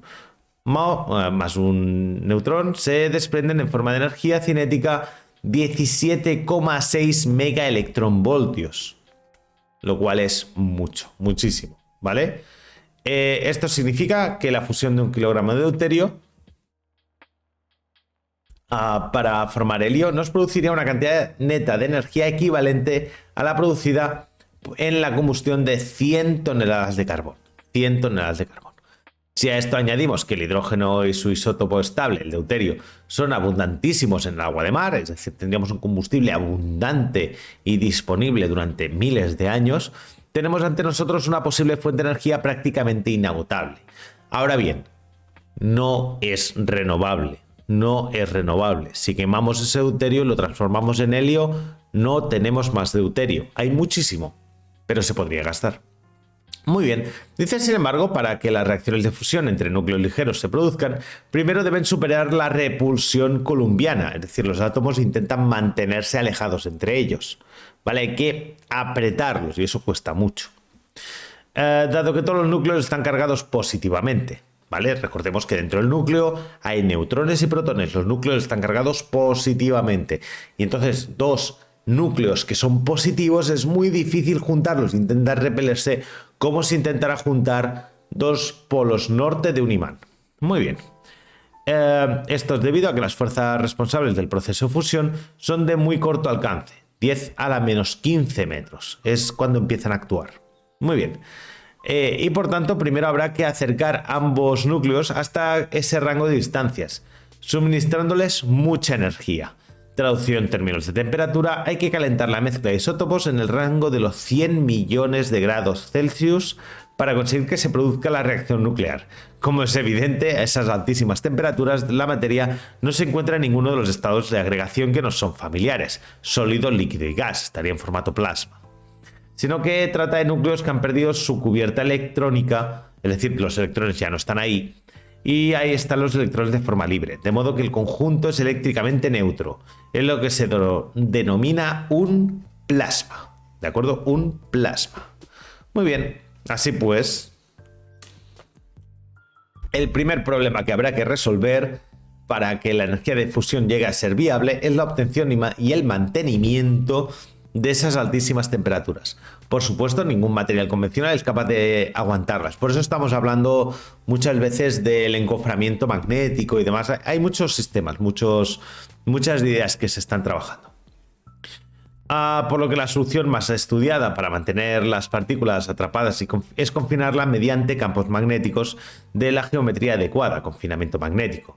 En efecto, las partículas cargadas siguen trayectorias helicoidales en un campo magnético, y si este es suficientemente intenso, las trayectorias prácticamente siguen líneas de campo, con lo que es posible confinar las partículas sin dañar excesivamente la pared del recipiente que las contiene. Podríamos alejar el material que estamos fusionando de la pared, que obviamente no aguantaría 100 millones de grados, pero el material estaría irradiando calor y ese calor lo estaríamos absorbiendo por agua, evaporándola en forma de vapor, aprovechando la turbina y demás. Otra vez, una olla express. Tecnología humana. Bueno, dice así pues, dice, aparte de idear un sistema para mantener el plasma fuera del contacto con la pared, es necesario calentarlo a una temperatura suficientemente alta como para que puedan empezar a producir las reacciones de fusión. Una vez iniciadas, estas se automantienen a sí mismas, producen suficiente energía para seguir manteniéndose, con lo cual ya no existiría necesidad de un calentamiento externo. Los sistemas ideados para este efecto son tres: pasar por el plasma una intensidad corriente eléctrica que lo caliente con el efecto Joule, a usar haces de microondas que sean absorbidos bien por los electrones o bien por los iones, o usar haces de partículas neutras muy energéticas que le cedan la energía cinética al plasma. Láseres también se estarían usando y demás. Dice, otras condiciones necesarias para poder obtener energía de fusión son lograr una densidad en la mezcla de isótopos lo suficientemente alta y que el tiempo de confinamiento de la energía sea largo. En términos cuantitativos, podemos decir que para que se produzca energía de fusión es necesario que el número de partículas que tenemos en esto sea superior a 10 a la 20 del sistema internacional, ¿vale? Es decir, tenemos que tener un montón de partículas muy juntas para que eso funcione. Es decir, que el producto de la densidad de partículas por la temperatura absoluta y por el tiempo de confinamiento de la energía supere dicha cantidad, expresada en el sistema internacional de unidades, ¿vale? Tiene que superar a 10 a la 20. A finales del 91, el equipo del reactor JET, que ya es un reactor bastante anticuado, pero bueno, todavía se sigue usando, ¿vale? Que este lo hizo la Comunidad Europea, situado en las proximidades de Oxford, Inglaterra, obtuvo por primera vez condiciones compatibles con la desigualdad anterior y demostró científicamente la posibilidad de conseguir energía de fusión de manera controlada y fiable. No era rentable, no era energéticamente viable, pero daba energía. Eso era interesante. Tú habías metido mucha energía, pero te devolvía algo. El rendimiento no era uno, ni mucho menos, respecto a la cantidad de energía aportada, pero la cosa empezaba a tener unos visos de decir, vale, podemos obtener energía de aquí. Es de esperar que en un futuro próximo el proceso también sea económicamente rentable. Los dispositivos destinados a los estudios de reacciones de fusión controladas son de una tecnología muy sofisticada, técnicamente muy complejos, grandes y muy costosos. Eso hace que la cooperación internacional en este campo sea muy activa, pues el costo de una investigación de este tipo solo se puede sufragarlo en solitario en las naciones más ricas. Dentro de la amplia gama de dispositivos estudiados existen dos líneas que parecen las más prometedoras y que son con las que se investiga más. Stellators, los soles. Los soles se llaman Stellators, ¿vale? Son los Tokamaks y los Stellators, ¿vale? Son los dos modelos que se están trabajando hoy en día. Unos tendrían unas formas así un poquito raras, los Tokamaks parecen como un donut, y los Stellators son más cilíndricos. Son muy interesantes las dos formas geométricas. Os recomiendo que os lo miréis. Ambos dispositivos son de geometría toroidal. Son parecidos a donuts o a la cubierta de un neumático. Y cuentan con un fuerte campo magnético de entre 2 y 6 teslas, que es mucho. Dirigido a lo largo del toro. La principal diferencia entre ambos es que los Tokamaks, palabras de origen ruso, acrónimo de cámara toroidal magnética, se introduce una fuerte corriente que ayuda a crear la configuración definitiva del campo magnético y al mismo tiempo a calentar el plasma, mientras que en los Stellators la configuración magnética definitiva se logra totalmente a base de bobinas externas al plasma. De este segundo tipo de máquina no es necesario, por tanto, inducir corrientes, solo el campo magnético. Muy bien, de la línea de investigación en Tokamaks es la que ha dado hasta ahora resultados más prometedores. Parecen los más complejos, pero de momento dan mejores resultados. El Jet era Tokamak, ¿vale? Y el esfuerzo...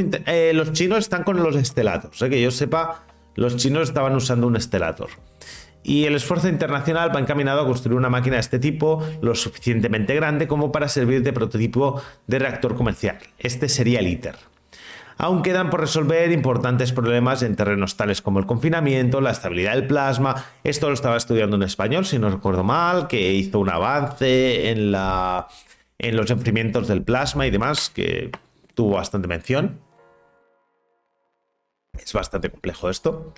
Y bueno, dice de materiales idóneos para el futuro reactor, producción y control y manejo del tritio, porque es un isótopo radiactivo del hidrógeno que no se encuentra normalmente en la naturaleza. El tritio lo tendríamos que producir, lo podemos producir en centrales de fisión o incluso en estas mismas también. Pero en todos ellos se registran progresos muy notables. Es de esperar, pues, que las primeras décadas del presente siglo nos ofrezcan una fuente de energía limpia, ecológica, aceptable, económica y prácticamente inagotable. Esto sería una revolución muy importante. Sería la culminación de una investigación con más de 5 décadas de antigüedad. Es una de las investigaciones más largas que llevamos sobre este tipo de energías. Y aparte de la línea de investigación de fusión por confinamiento magnético, existe otra. La fusión por confinamiento inercial, menos desarrollada en la actualidad, pero también es prometedora. Se trata de utilizar haces láser o de partículas muy intensos para comprimir pequeñas cantidades de isótopos de hidrógeno, de forma que se alcancen estas densidades que hemos dicho antes y temperaturas en espacios muy reducidos, ¿vale? Y ahí empieza la fusión. Todos estos esfuerzos complementarios entre sí pretenden poner al alcance del hombre de manera controlada y fiable el mismo tipo de energía que hace lucir las estrellas, traer la energía del Sol a la Tierra. Venga, otras fuentes alternativas, ¿de acuerdo? Tendríamos, por ejemplo, la energía eólica, ¿de acuerdo? Que aprovecharía la energía del viento para mover generadores. Dice, esta energía se ha utilizado desde los tiempos remotos en los barcos o en los molinos de viento, ¿de acuerdo? Dice, la energía eólica tiene como fuente el viento, es decir, el aire en movimiento. Por lo cual, la forma de energía es cinética. Esta energía depende de diversos factores, la cantidad de radiación solar que incide sobre el aire, la rotación de la Tierra, las condiciones atmosféricas, ¿de acuerdo? Todo esto origina zonas con diferentes temperaturas y presiones, que hace que el viento sople de las zonas de altas presiones hacia las de bajas presiones, ¿de acuerdo? Se calcula que un 2% de la energía solar que recibe la Tierra se convierte en energía cinética de los vientos, un 2%. Pero prácticamente solo se puede aprovechar el viento que circula cerca del suelo. En los de altas alturas no podemos acceder a ellos, por lo que su aprovechamiento actual es muy limitado. Los científicos calculan que hasta un 10% de la electricidad mundial se podría obtener con generadores de energía eólica a mediados del siglo XXI. En la actualidad, España, de la electricidad consumida diariamente, entre el 20 y el 30% está producido por energía eólica. Del 20 al 30%. Los generadores de turbina de viento tienen varios componentes. El rotor convierte la fuerza del viento en energía rotatoria del eje. En una caja de engranajes se aumenta la velocidad de un generador transforma la energía del eje en energía eléctrica. En otras máquinas de eje horizontal la velocidad de las aspas se puede ajustar y regular mediante su funcionamiento normal, así como cerrarse en caso de viento excesivo para evitar que se rompa. Otras emplean un freno aerodinámico con vientos fuertes que reduce automáticamente la energía producida. Las máquinas modernas comienzan a funcionar cuando el viento alcanza una velocidad de unos 19 km por hora. Y llegan a máximo rendimiento a 48 o 50 km por hora y dejan de funcionar con vientos superiores a los 100 km por hora. O sea que tenemos un rango bastante bueno de viento. Unos lugares ideales para la instalación de los generadores de turbinas son aquellos en los que el promedio anual de velocidad del viento es de como mínimo 21 km por hora. Muy bien.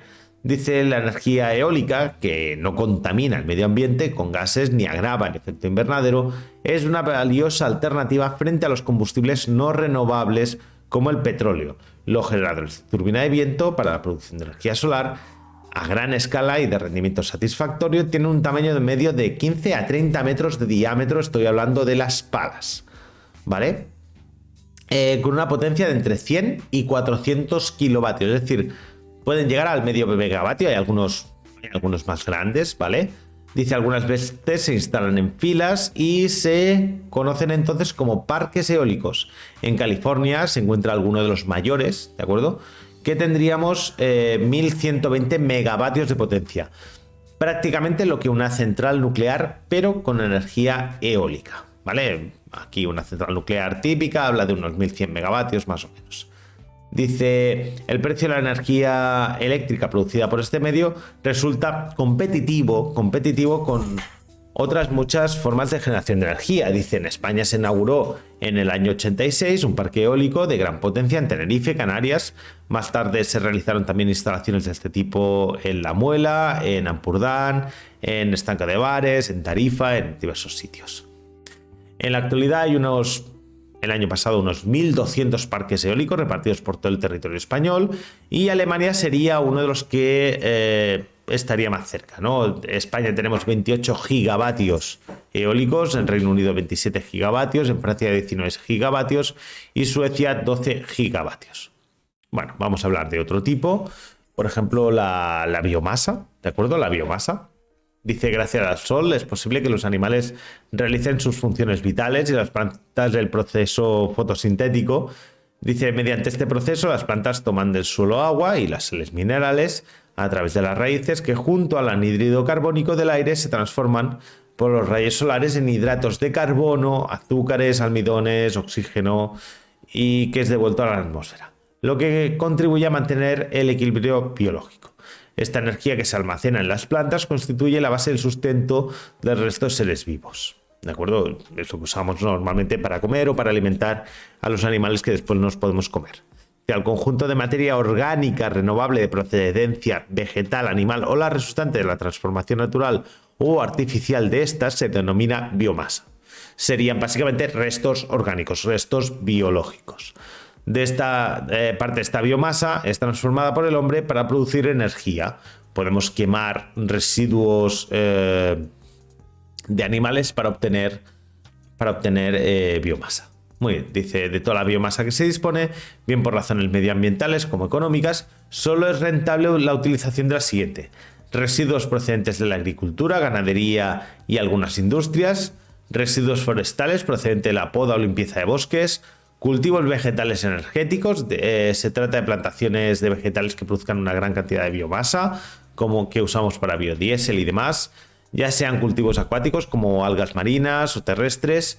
Esta fuente energética puede aprovecharse mediante una combustión directa o a través de la transformación en otros combustibles como biogás, bioalcohol, biodiesel, ¿de acuerdo? Los métodos de conversión de la biomasa en combustibles pueden agruparse en dos tipos, ¿no? La conversión bioquímica o la termoquímica. Muy bien. Los bioquímicos, ¿no? Pues sería una fermentación alcohólica. Cogemos ese producto, lo dejamos fermentar, obtenemos alcohol, el alcohol lo podemos quemar, ¿vale? Se efectúa en presencia del aire y el fin es obtener alcohol. Para los motores térmicos, principalmente, el alcohol se puede arder en un motor térmico. La técnica consiste en transformar los azúcares en alcohol y es una operación costosa, pero en algunos países como Brasil muchos coches circulan con alcohol procedente de caña de azúcar. No usarían petróleo, usarían azúcar, ¿vale? Para moverse. Muy bien. Gestión anaeróbica, dice, se efectúa en ausencia de oxígeno y el fin es obtener biogás. Se basa en introducir biomasa en un recipiente cerrado que mediante bacterias se convierten en metano y anhídrido carbónico principalmente. Este tipo de instalaciones permitiría que las explotaciones agrarias se autoabastezcan de energía, como ocurre en países en desarrollo africanos, asiáticos y en granjas europeas. Yo puedo producir el propio combustible que después necesitaré para mis maquinarias. Después estaban los productos termoquímicos. Puedo quemar, puedo hacer arder estos productos. Pues, por ejemplo, puedo quemar la biomasa con el fin de producir calor y en algunos países ha sustituido al carbón o al gasóleo en las calderas de uso doméstico o industrial. También puedo usar la pirólisis, que se basa en la descomposición de sustancias orgánicas sometidas a grandes temperaturas, 500 grados centígrados, en ausencia de oxígeno. Mediante este proceso se produce carbón vegetal y se libera gas pobre de elevado nivel energético.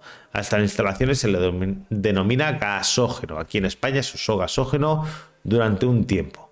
Muy bien. Ventajas y limitaciones, ¿de acuerdo? Dice, su uso evita utilizar recursos agotables como el carbón o petróleo, menor contaminación atmosférica residual para la misma producción de energía, limpieza de bosques y montes reduciría el riesgo de incendios de los mismos, una buena parte es biomasa acuática difícil de aprovechar. El peligro que se corre de un uso indiscriminado es que se acabe con la masa vegetal de la zona, ¿vale? Si gastamos demasiado. Necesidad de otra energía para su recolección, transporte, es decir, necesitamos mover todo esto. Y nada, dice, en algunos casos de estar muy dispersa su aprovechamiento no es rentable, ¿vale? No es rentable como energía, ¿vale? Bueno, aparte de esto también tendríamos los residuos sólidos urbanos, ¿de acuerdo? La basura, ¿de acuerdo? Estaríamos hablando de basura.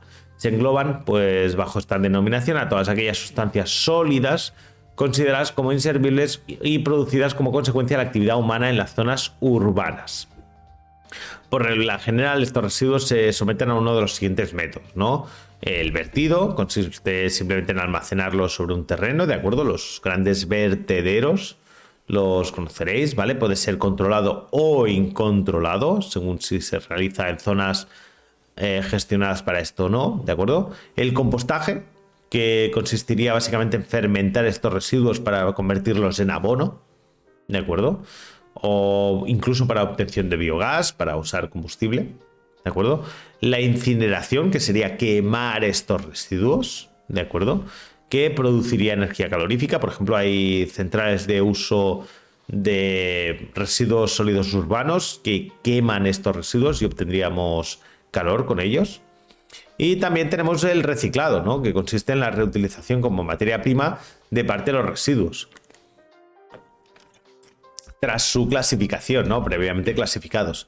Lo que no sean reciclables se someten a uno de los métodos de tratamiento anteriores, ¿de acuerdo? Esto sería un poquito lo que sería con los residuos sólidos urbanos.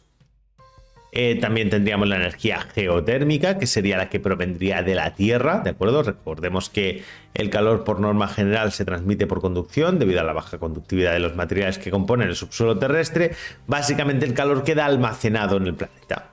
Bueno, podemos aprovechar esta energía que queda dentro del planeta usando agua, usando vapor de agua, etcétera, que nos transmitan este calor que tenemos en el subsuelo a capas superiores y podamos aprovecharlo para calentar, por ejemplo, agua que vayamos a utilizar en casa, ¿no?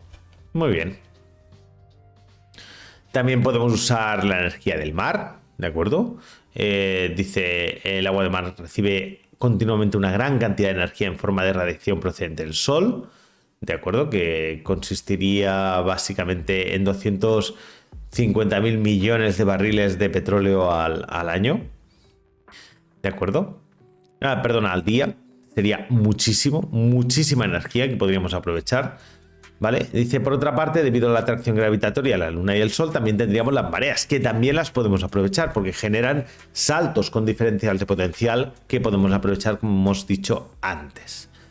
También tendríamos la energía mareomotriz, el movimiento de estas olas en el mar, ¿de acuerdo? El aprovechamiento de la energía de las mareas requiere que su amplitud sea considerable, perdón, las mareas. Esto, además, necesitamos que sean amplias, que sean altas y tener un espacio donde acumular ese agua para después poder verterla en el momento de pleamar hacia afuera o de bajamar hacia adentro. Muy bien. Por ejemplo, hay un sitio en Canadá que se pueden hablar de mareas de 19,6 metros. Eso da un salto de agua importante. Muy bien. También podemos aprovechar la energía de las olas. Dice el aprovechamiento de la energía cinética del oleaje resulta difícil y costoso, siendo además bastante bajo el rendimiento. Pero bueno, se puede ir aprovechando, ¿de acuerdo? Muy bien. Y nada. Un poquito para acabar de considerar, ¿vale? Recordemos que también hablábamos de la producción de la energía. La producción de energía. Dice, la energía es la capacidad de un cuerpo para generar un trabajo a través de su constitución, energía interna, de su posición, energía potencial, o de su movimiento, energía cinética. La energía total que mantiene un sistema... ¡Hombre! Buenas, bizcochito. Bienvenida, bienvenida. Suscripción con Prime. Muchísimas gracias. Muchísimas gracias. Arriba la energía nuclear. Venga, va. Arriba la energía nuclear y la mareomotriz. Bienvenidos, chicos. Gracias por la suscripción. Y gracias. Disculpadme que aquí no tengo el aviso, ¿vale? Por motivos obvios. Vale. Dice... Dice, bueno, hay que hacerlo para dar sentido a lo que se pueda decir sobre la producción de energía, hay que hacerlo desde un punto de vista económico, social, ya que la tecnología, como el capital o la riqueza, sí que puede producirse. La unidad de medida de energía y el trabajo del sistema internacional, es el julio. Un julio es la energía que se produce cuando una fuerza de un newton se desplaza un metro. Es un newton por un metro, sería un julio. ¿De acuerdo? Vale.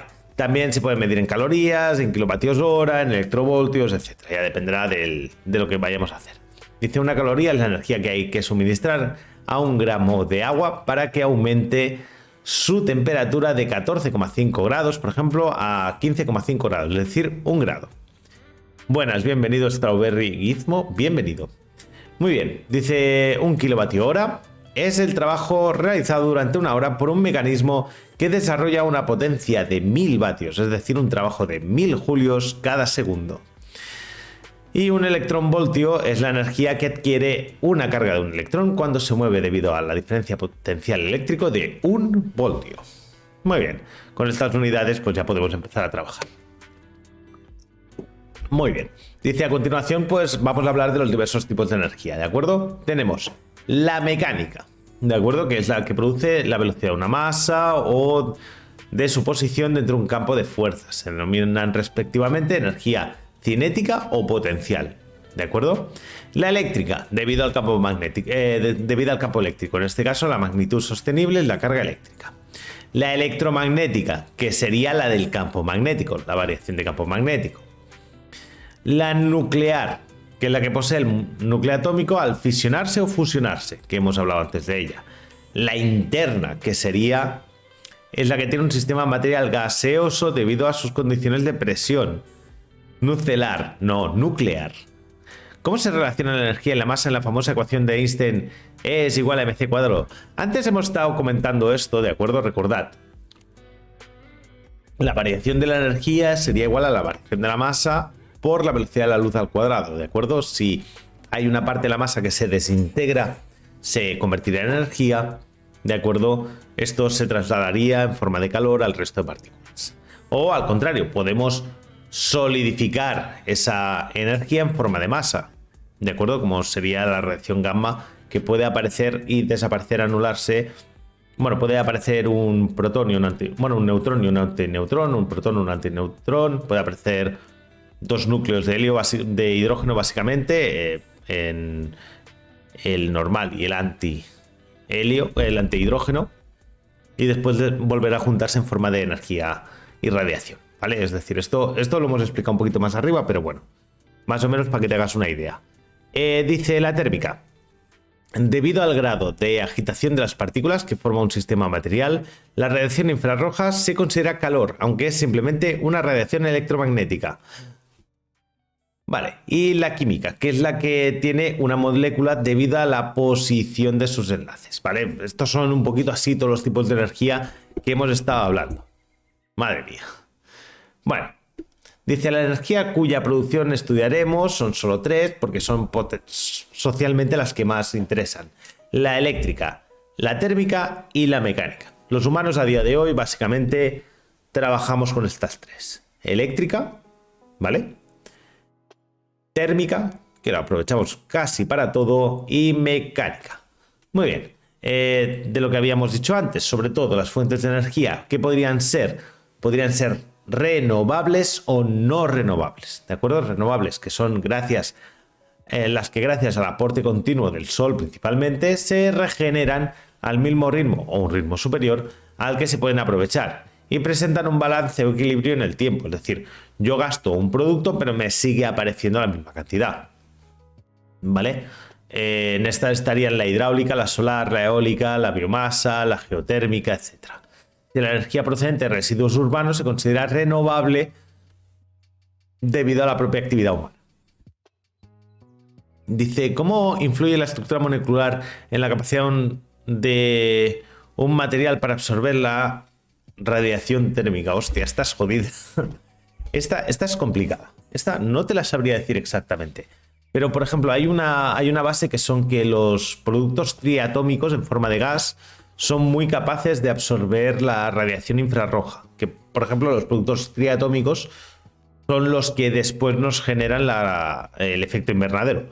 Estos productos triatómicos, por ejemplo, estaría el CO2, 3 átomos, estaría el agua, por ejemplo. Buah, eso es un poco ChatGPT, chicos.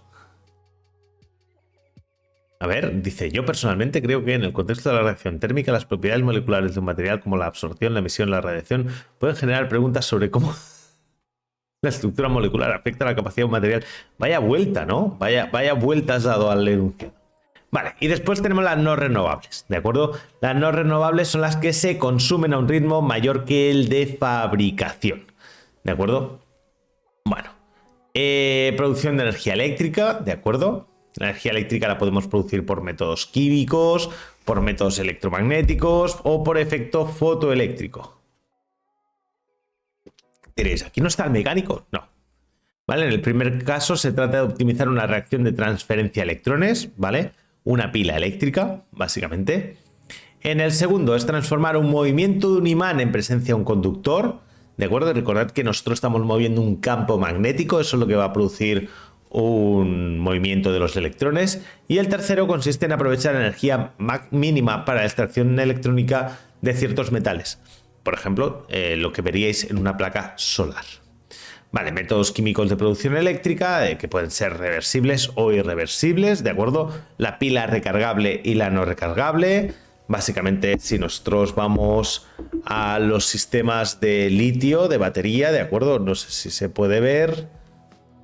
Vale, esto, por ejemplo, esto sería una batería recargable de 900 mAh, ¿vale? Esto sería recargable, ¿de acuerdo? Por lo tanto, este sería recargable.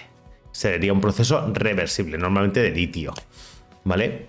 Aunque bueno, van apareciendo nuevos materiales. Y van a aparecer nuevos materiales, ¿vale?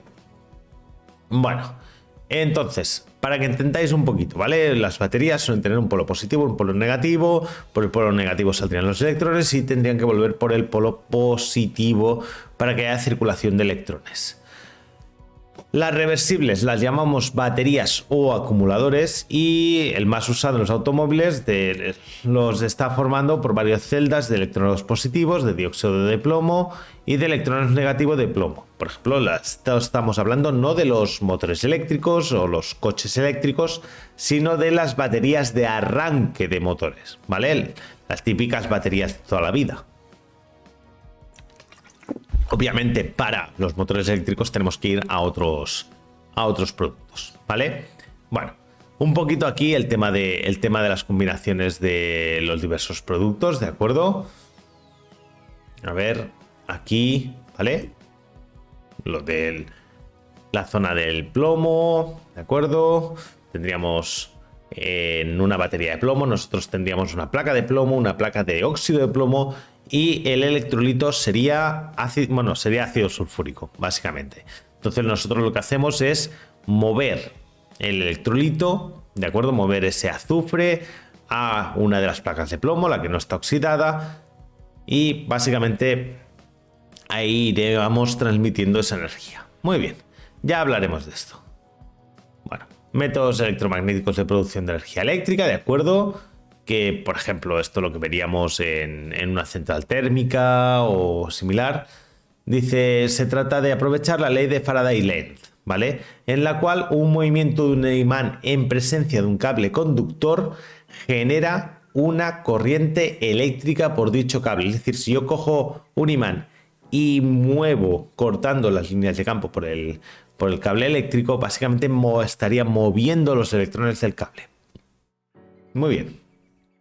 Técnicamente, el generador consiste en una turbina que mueve agua, esto si estuviéramos en una central generadora, o incluso en un motor térmico con un generador eléctrico, básicamente estaríamos moviendo ese imán por dentro, ¿vale? El alternador, que es la máquina que transforma ese movimiento en energía eléctrica, puede tener un imán fijo o un cable enrollado que gira y así se genera corriente alterna que puede ser transformada y transportada, pero nunca acumulada, ¿vale? Y bueno, aquí nos pone un par de ejemplos, ¿de acuerdo? ¿Vale? Como estáis viendo, todos estos serían... Todos estarían aprovechando el mismo efecto, ¿de acuerdo? ¿Vale? Y bueno, también producción de energía térmica, ¿de acuerdo? Dice, la primera tecnología de la especie humana es la basada en el fuego, por su luz y su calor. Era un poder que, bien controlado, significaba progreso. Con el paso del tiempo y la colonización de latitudes frías, la mayor parte de la energía aprovechable procedía de combustibles como la madera, y su fin era simplemente calentar. Posteriormente, los combustibles fósiles sustituyeron a la madera, y con el control del calor que significó la máquina de vapor, empezó la revolución industrial. Actualmente el calor se produce de 4 maneras, principalmente por la combustión directa en calderas, como residuo de generadores eléctricos, aprovechando el calor del sol o del residual de la tierra. La caldera es el dispositivo más fiable con tal de que el suministro de combustible esté asegurado. Se usan masivamente como calefacción. Y por eso es un recurso estratégico para países fríos. Muy bien, dice, la energía geotérmica procede de la desintegración radiactiva del uranio del subsuelo en las zonas de la litosfera donde hay fisuras en la corteza, en la salida del magma, gases a altas temperaturas, agua hirviendo o vapor de agua que hace que este calor sea aprovechable. Si emerge agua a menos de 100 grados, se utiliza como calefacción en el entorno más próximo, y si es a más, pues podríamos aprovecharlo para obtener electricidad. El calor del sol es aprovechable como calefacción concretamente y almacenándose del día a la noche o en periodos cortos. Se consiguen temperaturas de hasta el 90 grados y el rendimiento es del 50% sin concentradores, lo cual es muchísimo. Con espejos o lentes cilíndricos o parabólicos se consiguen temperaturas de hasta 200 grados y el rendimiento de estos son de hasta el 60%. Estaríamos hablando de casi el triple de las placas solares que hemos comentado antes, ¿de acuerdo? Que bueno, recordad que están un poquito mejor ahora. Por último, hay que mencionar que casi todas las centrales de producción de electricidad, excepto las fotovoltaicas, liberan calor, que hasta hace poco simplemente se liberaba al medio ambiente, y que en diseños actuales las plantas se aprovechan aumentando mucho el rendimiento energético. Coger lo que he dicho al principio del vídeo, cogían este calor y lo pueden usar para calentar casas. Bueno, energía cinética, ¿no? También podemos producir energía cinética. Del uso de la energía viva procedente de los animales de tiro y monta hasta los primeros molinos de agua o viento transcurrieron pues miles de años. Esto Esto tardamos mucho en variar este tipo de energías, con la máquina de vapor y el diseño de naves industriales con engranajes, poleas para realizar el trabajo mecánico a partir del movimiento. La producción de energía cinética parecía llegar a su punto más álgido, ya que se ha hecho mención anteriormente al uso de turbinas que transportaban un tipo de energía potencial energía cinética para mover un generador eléctrico. Actualmente se ha optimizado el uso de energía cinética como medio de transporte, principalmente del motor de explosión, por ejemplo, y del motor eléctrico. Y bueno, un poquito máquinas importantes. El motor eléctrico es una máquina que transformaría corriente eléctrica en movimiento, ¿de acuerdo?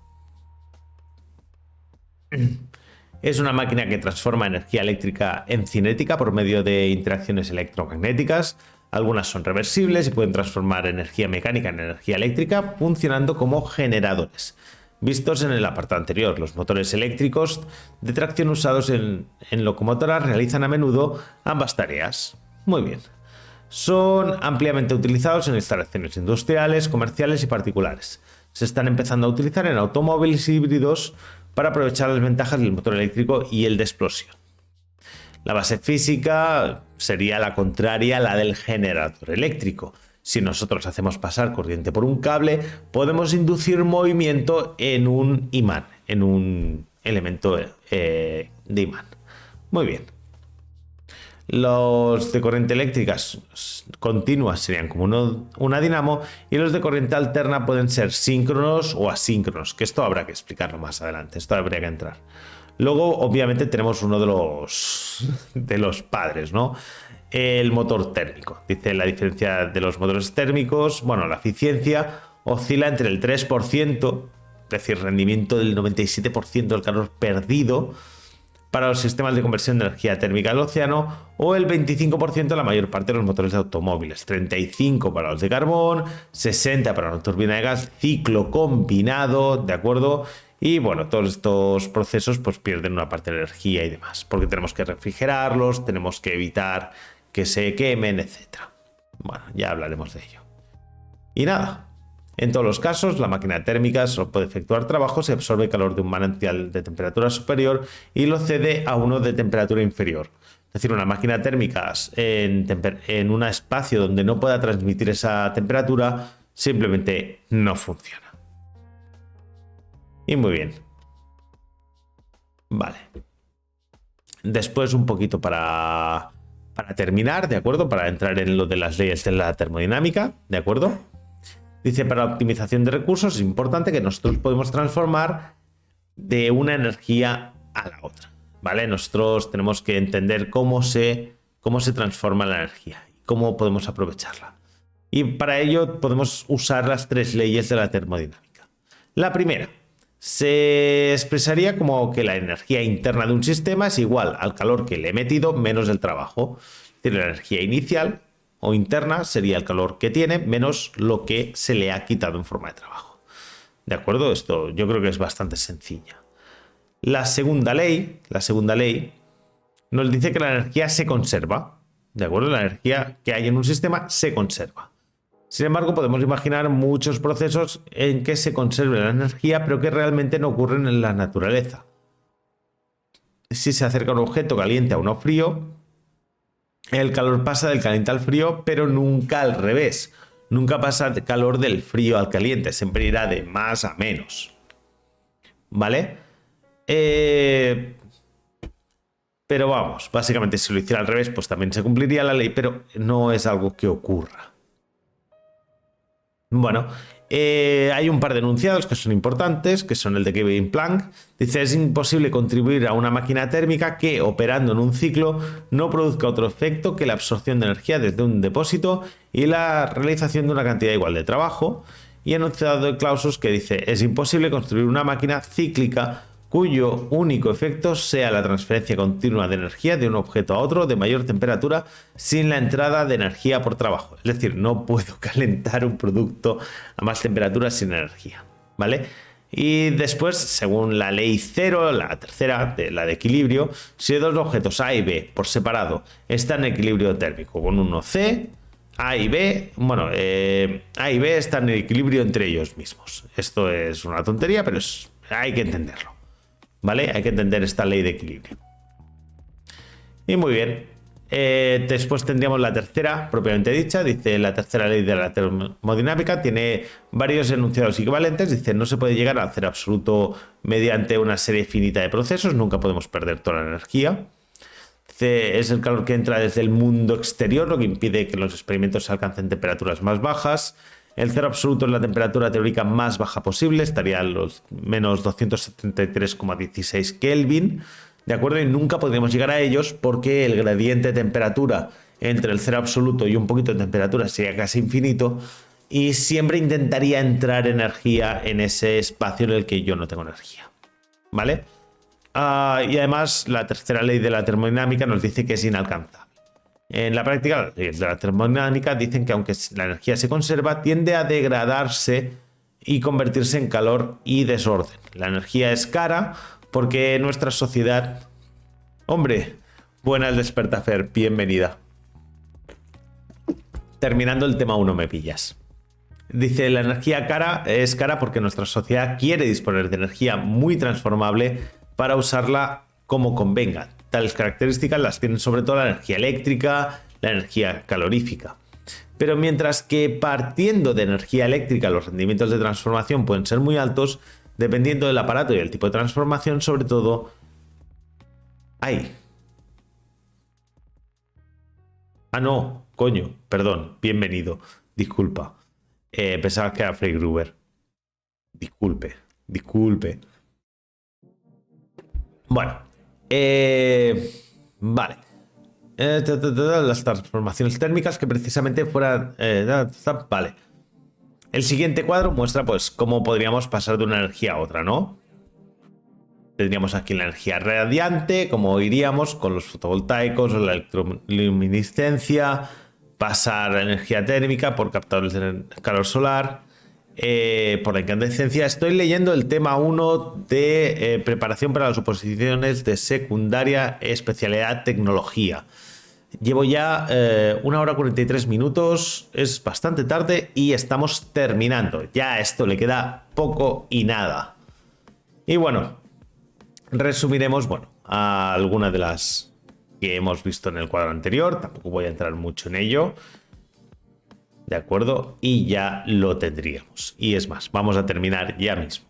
Bueno, como conclusión, dice, en este tema se han expuesto diferentes fuentes de energía clasificadas en tradicionales y alternativas, encontrándose dentro de estas últimas las energías renovables. Se han analizado el origen y el uso de estas fuentes de energía y su relación con la sociedad actual y su repercusión en el medio ambiente, tema de especial importancia en la actualidad. Asimismo, se han mostrado las diferentes transformaciones de los tipos de energía estudiados a lo largo del tema, enfocados a los diversos usos que se pueden tener. En el aula, todos estos aprendizajes se tienen que aplicar a contextos y situaciones reales y problemáticas actuales. Han de favorecer al alumnado la revisión y la evaluación de ideas, pensamientos o razonamientos que permitan elaborar propuestas de acción justificadas, coherentes y fundamentadas en un uso correcto tanto de la producción como del uso de las energías. Para lograrlo, se trabajará a través de situaciones de aprendizaje que requieran la resolución de una secuencia de una o más tareas de forma ordenada, a través de la movilización de competencias y el uso de contenidos y conocimientos de forma integrada. Y con esto hemos terminado el primer tema de tecnología, así que voy a despedirme para los de YouTube.